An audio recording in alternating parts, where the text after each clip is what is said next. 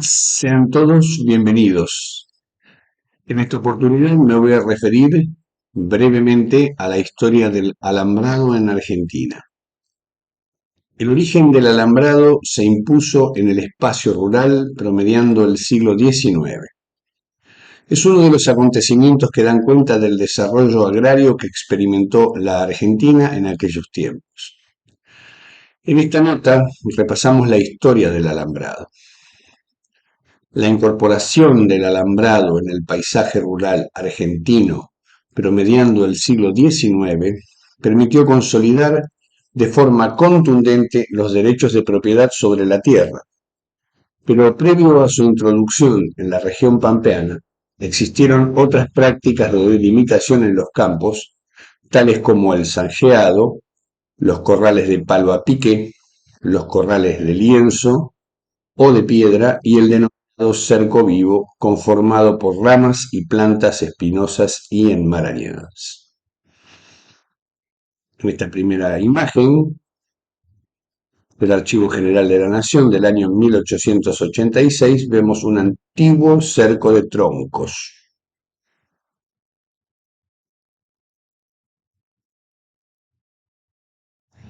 Podemos observar también que el perímetro es muy pequeño y aquí vemos parte de la contención de los animales dentro de estos corrales. Todas estas modalidades se utilizaban para garantizar la seguridad de la vivienda, delimitar huertas y evitar el pisoteo de los animales. Sin embargo, la eficacia de estos sistemas resultaba deficiente a la hora de controlar el refinamiento del ganado y salvaguardar los espacios de cultivo. Su construcción y mantenimiento demandaban además un trabajo y esfuerzo excesivos. ¿Cuándo se utilizó por primera vez el cerco de alambrado en Argentina? Existen dos puntos de partida sobre el origen del alambrado. El primero, que corresponde a Richard B. Newton, un estanciero inglés, que aquí lo vemos en la figura número 1, en 1845 introdujo el primer alambrado importado de Gran Bretaña. Esos primeros alambres sirvieron para proteger los jardines y las huertas de Santa María, su estancia ubicada en Chascomús. Aquí vemos una imagen. Recuerden que al no tener fotografías en la época, las pinturas, los dibujos, las imágenes nos permiten tener una aproximación de cómo era el lugar. Y ante la ausencia de fotografías, las tomamos como un documento casi verídico. 10 años después, en 1855, la primera estancia en estar delimitada en todo su perímetro por un alambrado fue la Remedios, que la veremos ahora en la próxima figura, y estaba ubicada donde actualmente se encuentra el Aeropuerto Internacional de Ezeiza y era propiedad del cónsul prusiano Frank Halbach. También la veremos en la figura 4. Esta estancia se dedicaba, sus terrenos, a la cría de ganado ovino. Aquí vemos otro dibujo, una imagen de la estancia del señor Halbach, que aquí lo tenemos. Franz Halbach pasó al Río de la Plata en el año 1818, llegando después de 6 meses de viaje en 1819. Era un comerciante industrial y propietario de la famosa estancia por ser la primera que tuvo el alambrado perimetral en el país, llamada Los Remedios y ubicada en Matanzas, hoy Ezeiza. Fue nombrado cónsul general del Reino de Prusia y de las ciudades libres de Hamburgo y Bremen. Aquí podemos apreciar en la provincia de Mendoza, gracias al Archivo General de la Nación, estos corrales de piedra. Aquí vemos lo que en el campo se lo conoce como manga. Nosotros hoy la vemos construida en madera para el conteo del ganado. En la actualidad también para la vacunación del mismo. Se lo va colocando en la manga. Aquí vemos una tranquera caída. Y fíjense la construcción, qué perfección de piedra, pero vuelvo a repetir, como en el caso de los postes puestos, como recién vimos en la figura anterior, los perímetros son relativamente pequeños en comparación con lo que fue después, posteriormente, el alambrado masivo en la República Argentina. En ese año, 1855, puede identificarse como el año del alambre debido a que figura por primera vez como artículo de importación. En números ingresaron al puerto de Buenos Aires un total de 578 rollos de alambre y 90.080 quintales. Este antecedente generó que el alambre para cerco adquiriese identidad impositiva. Así sucedió en 1857, al aparecer mencionado en la ley de aduanas de ese año. Tenemos una foto típica también cedida por el Archivo General de la Nación, hombres de campo apoyados en cerco de alambrado acerado. ¿Mm?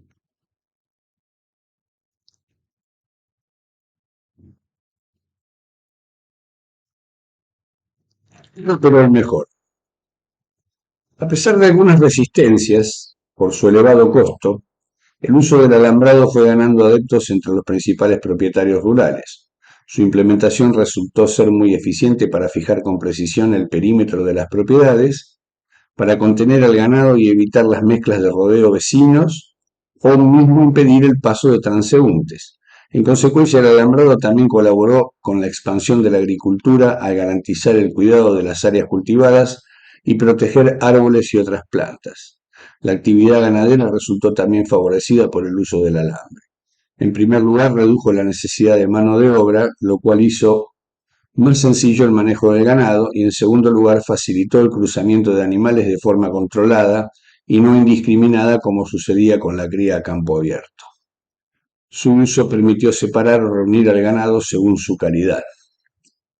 También esto trajo la pérdida de mano de obra, una gran desocupación, con el posterior acercamiento a las zonas urbanizadas o suburbanizadas de los pobladores del campo. Aquí vemos una publicidad de la revista Caras y Caretas del año 1909, alambrado moderno. Ya aquí podemos ver el molino, ¿sí? Los montes, ya de eucaliptos, y la casa, y también los galpones para el acopio de cereales. Con esta innovación técnica, las estancias se transformaron a su vez en unidades de producción dotadas de un sistema de gestión más centralizado. Alambre de púa y polémica. Hacia 1878 la aparición del alambre de púa era una novedad observada con recelo por parte de algunos estancieros, pues les preocupaba el daño económico eventual que podía representar la desvalorización del cuero vacuno en caso de lastimaduras. Su uso y comercialización comenzó a difundirse recién una década más tarde para terminar de dar solidez a los cercos. Alambre moderno abadí o abadie, aquí lo vemos al chacarero,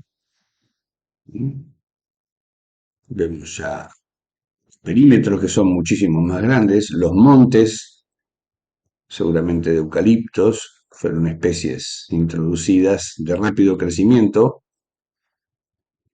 junto con algunos pinos. El eucalipto es una madera blanda que también permitía rápida combustión y calefacción de los lugares tan retirados. Alambres de alta resistencia, varillas de acero sin atar y torniquetes sin crique, marca Abadie. También publicación de la revista Caras y Caretas. Hacia finales de la década de 1880, el creciente poder del Estado, el rápido traspaso de tierras públicas al dominio privado y la difusión del alambrado cercenaron cualquier forma de acceso a la tierra que no estuviera sancionada bajo el derecho de propiedad. También se bloquearon prácticas comunes entre la población rural como la recolección de leña o el pastoreo de ganado en tierras abiertas. Esto era una costumbre ancestral desde la época prehispánica y a partir de esta fecha comienzan a encontrarse los pobladores de la zona rural con estas trabas, pues debían tener, como dice aquí, bajo el derecho de propiedad. Ustedes saben que la repartición de tierras en Argentina fue un tanto inequitativa, por no decir mucho. El alambrado moderno, el más reciente, el más económico hasta hoy conocido, único fabricante B. Abadie, 1652, Buen Orden, Buenos Aires. Publicidad también de la revista Caras y Caretas. Los rostros de la Argentina moderna. El boom del modelo agroexportador se encuentra íntimamente ligado a la innovación técnica que permitió producir materias primas de mejor calidad y en mayor volumen. Una de esas innovaciones se trató del alambrado y representó un salto en la modernización de la economía agraria argentina.